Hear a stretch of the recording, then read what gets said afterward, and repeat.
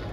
তারা আওয়ামী লীগের, আমি যেটা বললাম, পার্ট পার্টি হলো জাতীয় পার্টি, ইলেকশনের পক্ষে রেজাল্টের দিকে ভোট পার্টি হলো জামাত ইসলাম। আমরা প্রশ্ন হলো আওয়ামী লীগকে বাদ দিচ্ছি, এখন যদি মানুষে মনে করে যেটা প্রচার করছে অন্যান্য দলরা, অনেক সময় বিশেষ করে জামাত ইসলাম প্রচার করছে কি যে আওয়ামী লীগের এক এমপিটা ওপিটা হলো বিএনপি, এটা প্রচার করার অর্থ হলো আওয়ামী লীগের এমপি একশো মানুষের করতে হলো, তাহলে থার্ড যদি কেউ থাকে তাকে আমরা প্রয়োগ করতে পারি কিনা, সেখানে জামাতের কথা হলো থার্ড পার্টি হলো তারা।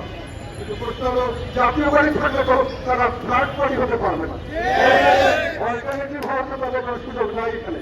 সেই কারণে জাতীয় পার্টিকে বাদ দিতে হবে। তারা বিএনপিকে বাদ দিচ্ছে, তারা আওয়ামী লীগকে বাদ দিয়েছে, এটার আমি কোনো অর্থ দেখি না। আওয়ামী লীগকে আপনি দল হিসেবে বাদ দিতে পারেন না।